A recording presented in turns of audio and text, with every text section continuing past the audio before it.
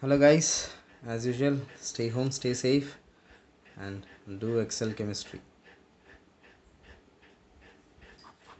Alright, so today we are going to talk about the another important compound of sodium, that is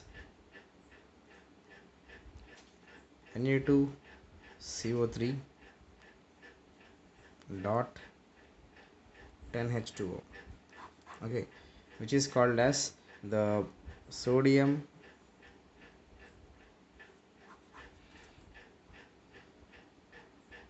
sodium carbonate.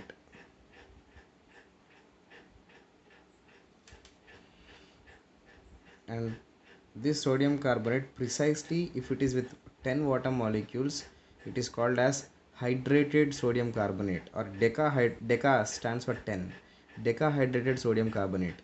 And if it is decahydrated sodium carbonate, then we call this as washing soda. Not all sodium carbonates are washing sodas. Decahydrated sodium carbonate is called as washing soda. Alright, fine. So now let's, as usual, preparations and then properties. Fine. So if we talk about preparation, in fact we have two methods of preparations. One is the Leblanc method of preparation, and other one is Solvay process. Okay, so this second one we will discuss in the next page. Now, as if now, Leblanc. For the Leblanc process, it is basically of raw materials. If I write the raw materials, it is basically of three steps. Okay, so step 1 is preparation of or conversion of, let me write the raw materials.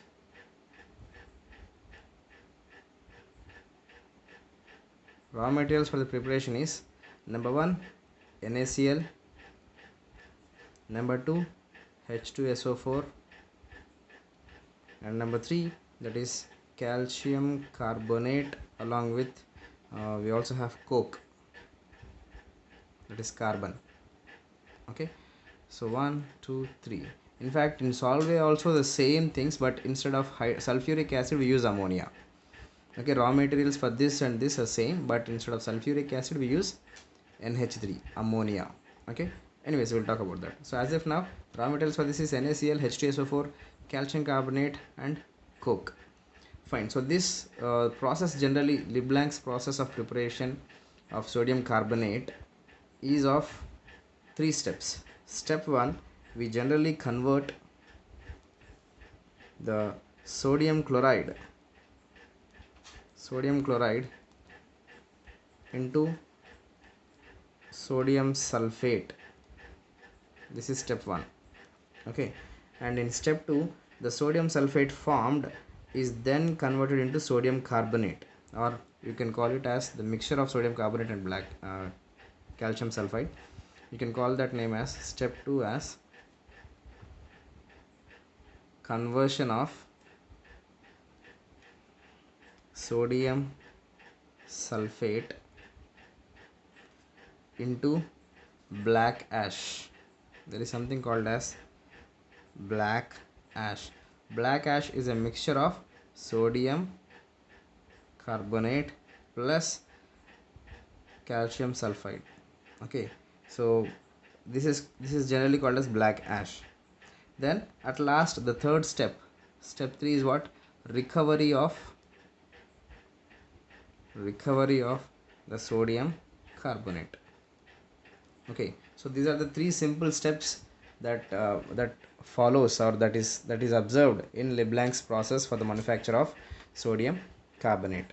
So in fact, all the reactions that are involved in it, I'll tell in one simple go, so I hope you can follow it very much easily. First, we have what? The raw materials as sodium chloride and H2SO4. So NaCl plus H2SO4. In fact, we use dilute H2SO4. Okay, so when I use dilute H2SO4, I get sodium bisulfate plus HCl. Okay, so what happened here? Hydrogen, sulfuric acid breaks down as H plus and HSO4 minus. Okay, so HSO4 minus will go with the sodium and forms NaHSO4, and H plus that came out will go with the chlorine and form HCl. Okay, if I had used concentrated sulfuric acid, then product would be different, sodium sulfate. Okay, so the question is what? If you are using dilute, in some books concentrated sulfuric acid also is mentioned, but the right one is dilute sulfuric acid. Okay, if we use concentrated sulfuric acid, the sodium bisulfate again reacts with the sulfuric acid and forms sodium sulfate. Okay, right one is dilute sulfuric acid. Fine. So on a whole, this is what we have used the salt and sulfuric acid to get our sodium bisulfate. Now this sodium bisulfate, it is generally pasty mass. Okay, pasty to touch. So this pasty mass is treated with our sodium chloride again. So this is the second reaction. Reactions I'm writing here. What are all the reactions happening? So our sodium bisulfate is now treated with again NaCl. So when I treat with NaCl, now I get my sodium sulfate plus HCl, and this generally we call it as sodium sulfate as salt cake. Na2SO4 is called as what? Salt cake. And this salt cake, in the third step that we find the sodium sulfate, so far we have used what? The first two things. Now in the third case we are using the third one, that is the calcium carbonate. So CaCO3 in the presence of coke, it gives us sodium carbonate, Na2CO3 plus calcium sulfide. Okay, so what you have seen is what? Sodium carbonate is formed and calcium. I also get calcium calcium sulfide and carbon dioxide. In fact, we get carbon monoxide, not dioxide, carbon monoxide. On heating you get the carbon dioxide. Fine. Now this mass, this mixture, this is called what I said as black ash, and the black ash generally comprises 45% of sodium carbonate. Remaining is all about impurities. So black ash contains 45% of sodium carbonate. Now I wanted sodium carbonate, I don't want this the calcium sulfide in my product. So what do? I just take this black ash and treat it with water. When I treat this one with water, sodium carbonate dissolves in water, but calcium sulfide do not dissolve. Okay, so in other words, the step that is black ash on treating with water, you find like the calcium sulfide is precipitated, and the sodium carbonate is in the aqueous form. Aqueous form means dissolved. Sodium carbonate is dissolved. Now still, did I get my sodium carbonate? No, I have got in the aqueous form. I want the crystalline form. If I wanted aqueous form, then I just stop it here. Okay, but if I wanted the crystals of sodium carbonate, solid crystals, what I should do? I just treat, or I take this solution of Na2CO3 and I heat, just like what we have done in NaCl case, same thing. So this calcium sulfide, it is precipitated and it is removed off, and this is called as a sludge. Okay, or alkali waste. So this is called as sludge. And last tip, that is what? Na2CO3 aqueous on heating and drying up, evaporated, and we get what? Na2CO3 plus water, drying up. Now this Na2CO3 is our crystals. Now these crystals, if I say that they are crystals, that means they should have water of hydration. Okay, somewhat, not all water molecules have been gone as vapors. There are some water molecules that react with the sodium carbonate and they are responsible for water of crystallization. If there are 10, then we call it as sodium carbonate 10, we call it as washing soda. There could be one hydrogen also, one water molecule also, there could be 7, there could be 5, there could be 6. So different, depending upon different water molecules, the crystalline structure is different. Okay, so on a whole, the bottom line is we have got our sodium carbonate crystals. Okay, so this process is by Leblanc. The problem with the Leblanc is, like, not problem, it's a very old method, old technique. Okay, so and during the process we can see like carbon monoxide, which is a harmful gas. Okay, and the sludge, this is also one of the insoluble materials, so that can cause the atmosphere or water pollution and various pollutions. Okay, so this kind of problem is there. So since it's a in fact old technique, Leblanc has used this around, I think somewhere 1790s. Okay, so he used at this time, but at that time, nowadays we have a new technique or modern technique. Okay, that is Solvay process. The best method to prepare sodium carbonate is by Solvay's process. Okay, so how and what is that Solvay's process? Let's see. For the Solvay's process, the that is the raw materials are, as already said, same things, but instead of sulfuric acid I will be using, that is NaCl. Instead of sulfuric acid I will use what? Ammonia, NH3.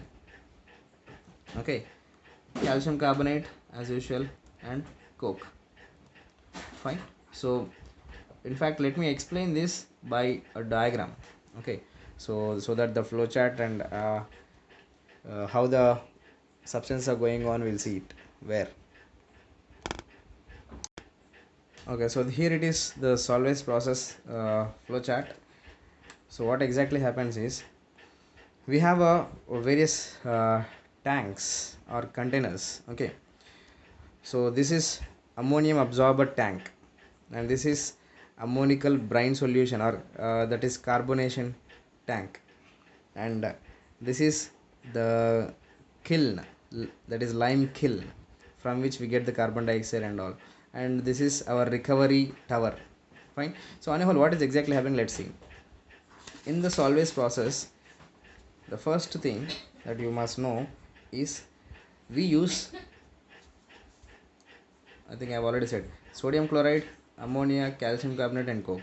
So sodium chloride and ammonia. Sodium chloride, in fact, what we generally see is sodium chloride plus water. We call this mixture as, very famous word which you already know, that is brine solution. Okay, brine solution is nothing but what? Sodium chloride and water mixture. Fine. So we use the brine solution. Brine, again I say NaCl with water. So this is pumped into the container. Okay, which is ammonia absorber. So from the source of ammonia, we supply ammonia to this tank. So in this tank, what are the substances that are present? We have the sodium chloride, water, and ammonia. And apart from this, that brine solution, okay, whenever we are taking the brine solution, we cannot take 100% brine solution, pure brine solution. We have impurities of magnesium chloride, okay, calcium, and potassium, some other these things are also available in seawater, right? Where do you get brine? Brine is from seawater. So you take the seawater, you try your best to separate the metals from it, but still there are always some amount of magnesium and calcium impurities. So these impurities have to be removed.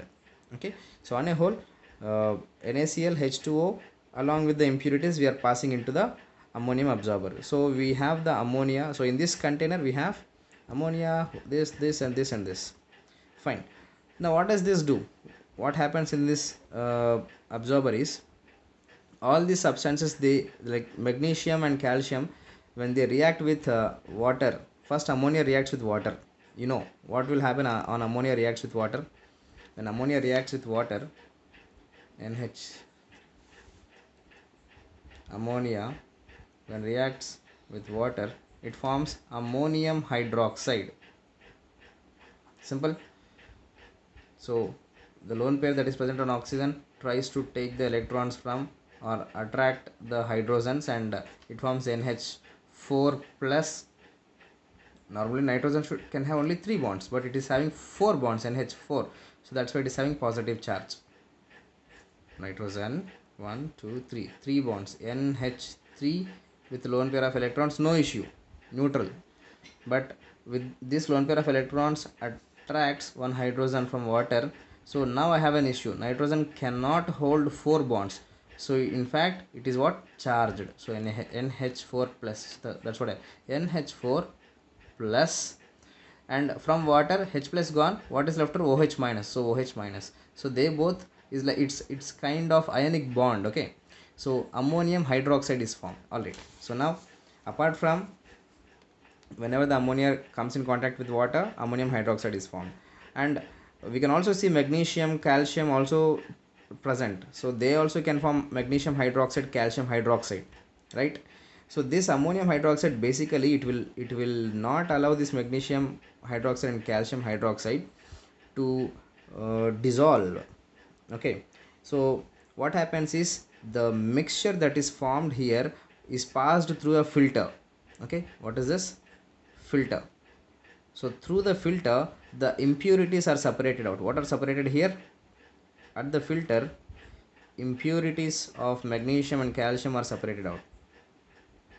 Are separated. That's why it is called as what? Filter. Separated. Okay, fine. So from here again, it further moves into the next tower. That is, it is called as ammonical brine. What do you mean by ammonical brine? Brine solution along with ammonia. Fine. So I can say like what it is going on. I have ammonia, I have brine, that is NaCl, and water. Fine. So this is the mixture that is going ahead. Fine. And now these substances that is going into this tank, in which the carbon dioxide is present. See, carbon dioxide is present here. Where do I get the carbon dioxide from? The lime kiln. Actually, this kiln has the crystals of that is calcium carbonate, CaCO3. Fine. So we know that CaCO3 on heating will form calcium oxide plus carbon dioxide. So this is the carbon dioxide that is there. Okay, so from this kiln, the carbon dioxide gas is coming out, and what is left over? Calcium oxide is there. We'll talk about calcium oxide later. As of now, carbon dioxide. So what is the source for the carbon dioxide? The kiln is the source. And what is there inside the kiln? Calcium carbonate. Calcium carbonate. And there could also be coke. I said coke, right? So coke can also be used. Coke plus oxygen also gives carbon dioxide. Nevertheless, we get the carbon dioxide from the kiln. So the carbon dioxide will be moved into the chamber. Okay, and this gas is injected into this chamber from the bottom, and from the top we have the ammonical brine. So brine molecules will try to come down, and gas is reaching up. Generally gas wants to move or tries to move to the top, and the liquid solution that comes down, what is happening is they come across with each other and have a great amounts of time to be spent. In other words, chemical reaction happens. Fine. So in fact, what exactly the reaction happen, I'll explain it in one go. As if now, try to understand the point. See, there are many trays that are there. Okay, what happens? The particles come along here, they settle here for some time. The gas molecules that are raised, there is a chance for them to react, and then they are passed into the next tray, and they settle for some time here, and chemical reaction. On a whole, the surface area of the molecules are increased, so that the time for the reaction is amount of reaction is higher with respect to time.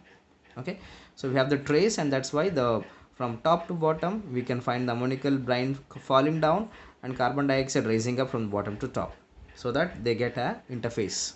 All right, so now the reaction is happening between them. What exactly the reaction is? Okay, let me explain here itself. Reactions that are involved. See, what are the substances? First try to understand. NH3 plus H2O plus NaCl plus CO2, right? NH3, NaCl, H2O, CO2. Now we know that ammonia and sodium chloride, that is I already said, like ammonia plus H2O, they form what? let me for some time let me rewrite the reaction like this. NH3 plus H2O will form NH4OH. Okay, and H2O can also react with carbon dioxide. We know that what is what does it form? H2O plus carbon dioxide forms carbonic acid, that is H2CO3. Okay, and NaCl plus water is nothing but our brine solution, that is NaCl aqueous. So these are the mixtures that are present, that are moving into this tank. Now here you try to understand one thing. NH4OH, what is the nature of ammonium hydroxide? Is it acidic or basic? It's a base. And H2CO3, it is also called as what? Carbonic acid. So acid, so this is acidic in nature, fine. So it's like this, the reaction is between acid and base. So what will happen? You must be expecting H2CO3 plus NH4OH gives base plus acid, or acid plus base gives salt. And what is the salt that most likely that is tentatively to form? So ammonium carbonate. So between these two there is a formation of NH4, ammonium bicarbonate. Now why is it bicarbonate? Why not ammonium carbonate straight away? Plus water. Now here is the point. Ammonium is a strong base, that is carbonic acid is a weak acid. In the last class or last to last class when I was talking about it is H2CO3, I said it is weakly acidic in nature. Okay, just revise it or go back once, you can find like H2CO3 is what? Weak acidic. Now what do you mean by weak acidic? What is between a strong acid and a weak acid? What is the difference? Strong acid liberates H plus ions completely. Weak acid liberates partial hydrolysis or partial H plus ions. So in other words, this H2CO3, because it is weak, it liberates only one H plus and HCO3 minus. Okay, and even in this previous reaction also, when I was telling about dilute case also, this is the reason. In the dilute case, concentrated liberates all H plus ions. Dilute case, what do you mean by dilute? Sulfuric acid concentration is lesser, water content is more. So dissociation is relatively lesser. Okay, dissociation of H plus ions is relatively lesser. Now here also the same thing. The dissociation of H2CO3, the H plus of ions from H2CO3 is lesser, and HCO3. So I have, what is the option for me for the reaction to happen? NH4OH breaks down as NH4 plus and OH minus, and here I am getting as H plus plus HCO3 minus. So NH4 plus and HCO3 will form NH4 HCO3. OH minus and H will form H2O. I hope you understood. Okay, so on a whole, the bottom line is this: ammonium hydroxide on treating with weak acid, that is H2CO3, will form ammonium carbonate, ammonium bicarbonate plus water. Now now comes our hero, that is NH4HCO3 plus NaCl, sodium chloride. On treating these two, we get sodium bicarbonate, NaHCO3 plus NH4Cl. Now this forms PPT.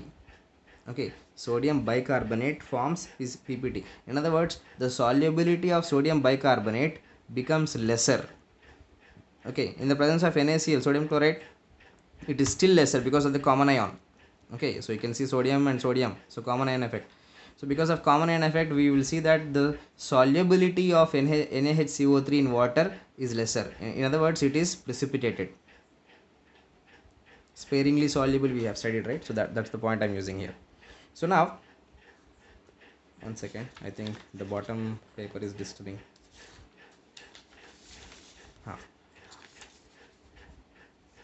So now sodium bicarbonate is formed. Okay, I hope you understood the reactions. So what exactly happened is, from here the mixture that is passed into this chemical reactions happened by themselves. You need not do anything. Okay, just provide the little bit of heat and it happens on itself. Okay, so we get, what are the products? I get what? Sodium bicarbonate and NH4Cl. So here I have the filter. Now NaHCO3, that is sodium bicarbonate, is filtered, and uh, we have, let's say, let me talk about this little later. Now NH4Cl is filtered, sorry, NaHCO3 is filtered, and the remaining substance is passed into the next chamber. What is the remaining substance? It is NH4Cl. NH4Cl is there. NH4Cl is there.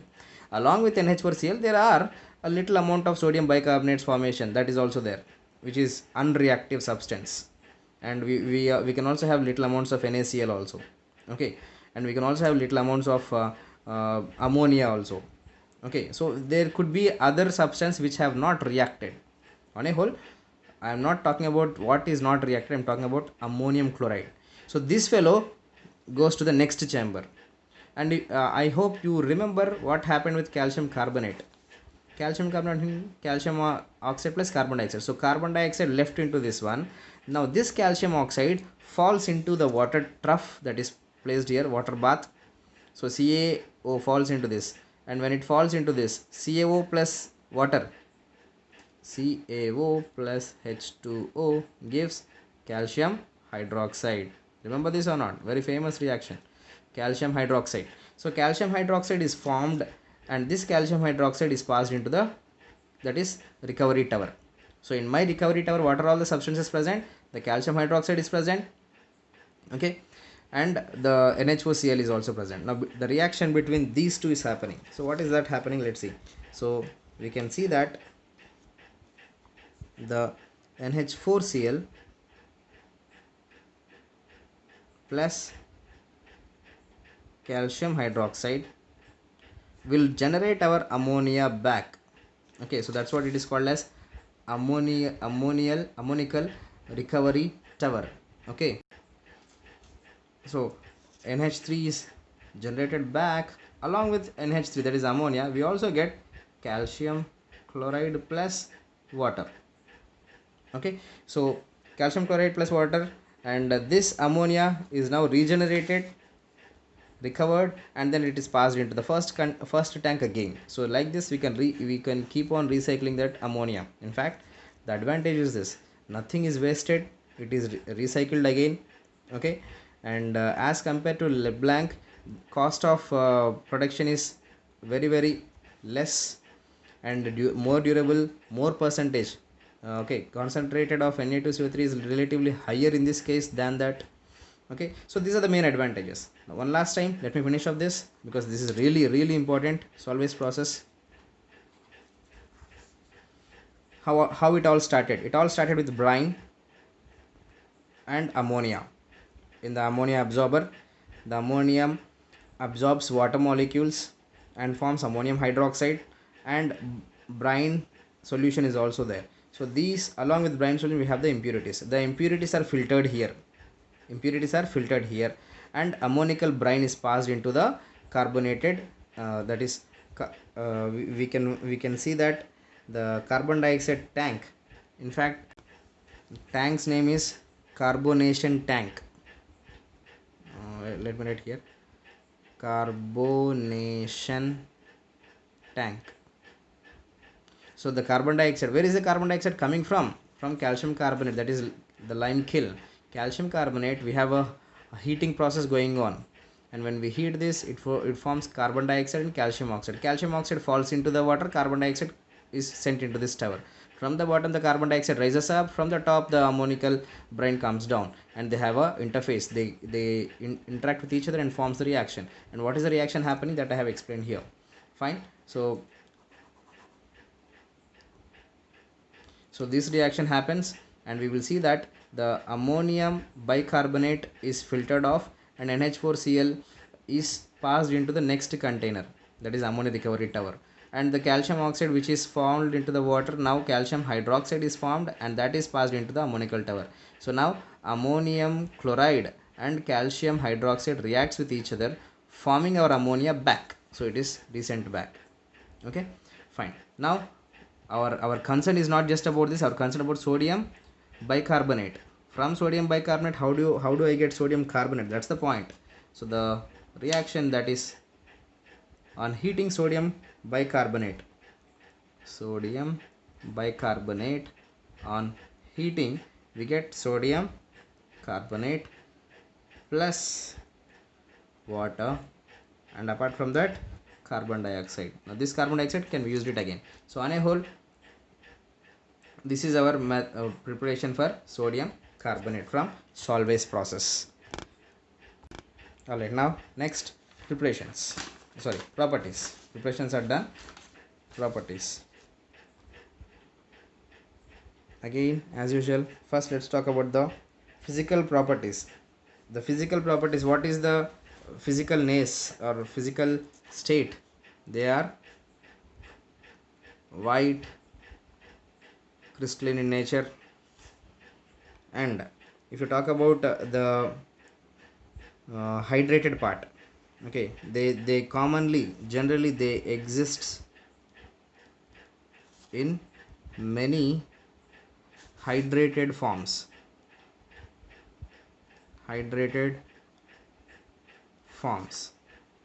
And the common hydrated form is that is decahydrated. Common form out of hydrated forms, the most common one is decahydrated, which is called as washing soda.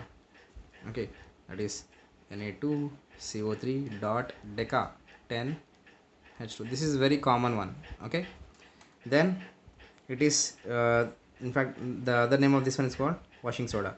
So now the point that you have to know is this one. In terms of the decahydrated, Na2CO3 dot 10H2O, when I heat this, or need not heat, in fact when they are kept in air for longer time, the water molecules slowly they gets off from the sodium carbonate. For longer time, if you just allow it to be there, we see that water molecule slowly comes out, and monohydrated, it turns into monohydrate, that is Na2CO3 dot H2O, monohydrated sodium carbonate.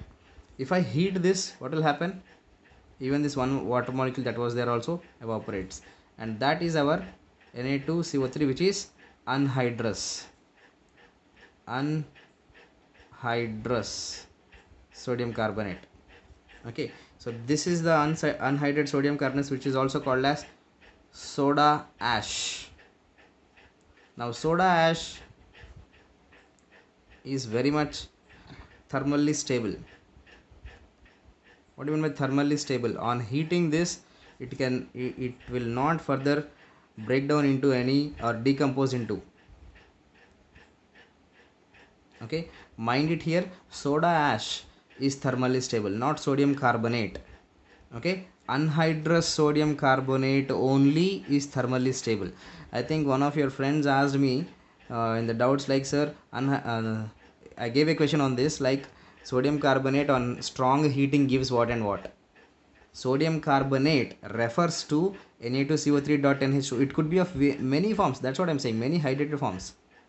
Okay, whenever it is mentioned as sodium carbonate, it is generalized version or generalized form. Only and only anhydrous sodium carbonate is mentioned, or soda ash is mentioned. These two words specifies about Na2CO3 alone. Okay, sodium carbonate if mentioned, no, it means like it is hydrated. How much of hydrated is not mentioned, but it is hydrated. Okay, so on heating sodium carbonate, it gives me sodium oxide plus carbon dioxide, but on heating soda ash, it will not decompose into carbon dioxide and sodium oxide. Fine, do remember this point. And the reaction or heating, no, not heating, solubility. Is it soluble? Sodium carbonate, is it soluble in water? Yes, it is soluble. It is soluble in water. And not only soluble, it is exothermic in nature. What is exothermic? Heat is released or heat is liberated. So that means what? If I write it in terms of reaction, Na2CO3 on treating with water, you find sodium hydroxide plus H2CO3. So what is the nature of the mixture? It is alkaline in nature, correct? Okay, on a whole, these are the physical properties. Now let's talk about the chemical properties.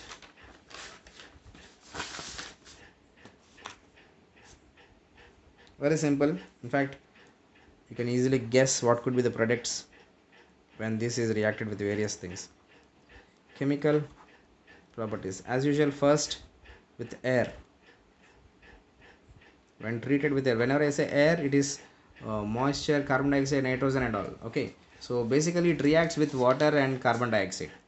So and it forms like Na2CO3 plus carbon dioxide in the presence of the moisture, that is H2O. It gives sodium bicarbonate. In fact, I have just now we have seen it already. Carbon dioxide and water gas, or sorry, not that is weak acid that is formed, and that one reacts with this, and weak acid will always liberate what?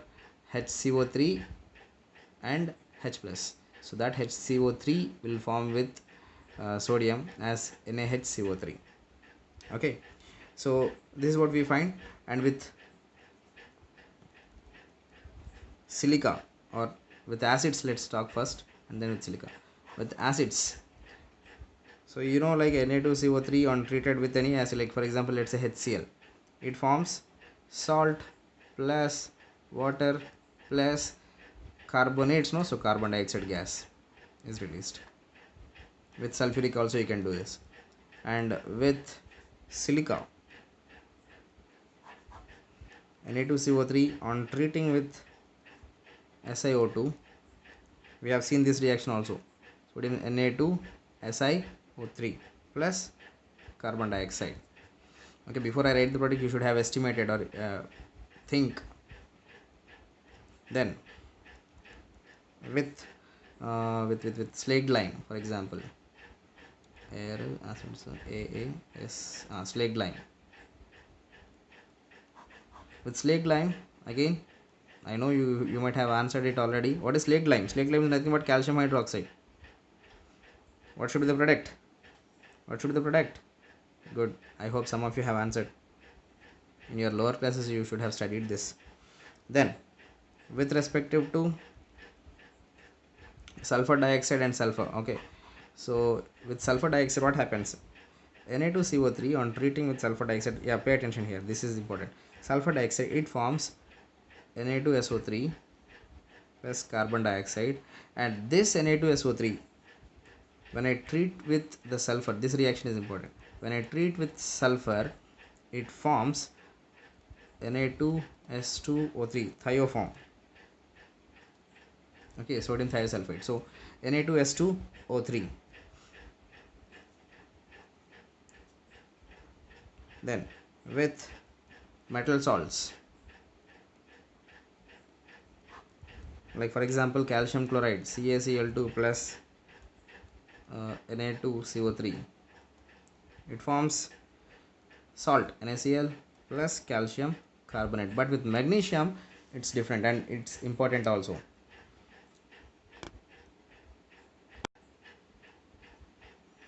Like magnesium chloride and zinc sulfate, all these reactions I'm putting it in one go.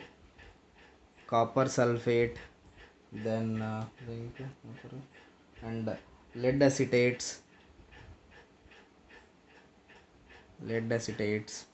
1 2 3 4, still one more should be there. Silver nitrate, no, with silver nitrate it will not want. So okay, fine. So these four, when treated with sodium nitrite,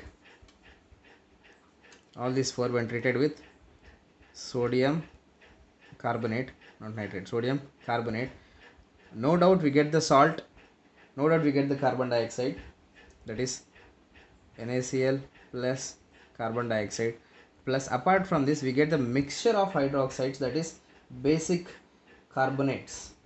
Okay, if I use MgCl2, I will say it as MgOH twice and magnesium carbonate. Okay, from sodium carbonate we get the carbon out and magnesium carbonate is formed, and we also have magnesium hydroxide formation. So it is the respective basic metal carbonate. For example, I am talking about magnesium, no? So MgOH twice dot metal carbonate, that is magnesium carbonate. So this is the compound that you get. It's a mixture. That's why I call it as basic metal carbonate.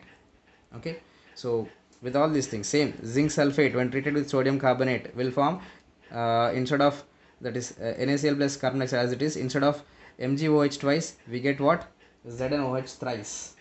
Okay, zinc hydroxide, so ZnOH twice plus ZnCO3. Okay, carbonate no, so ZnOH twice, ZnCO3. Fine. So this is the basic zinc carbonate. Fine. Same goes with copper and lead as well. Fine. So this is what the various reactions or chemical properties of this. And with silver, one last, with silver nitrate, AgNO3, on treating with sodium carbonate, it forms silver carbonate plus sodium nitrate. This also you should have studied in ninth, I think.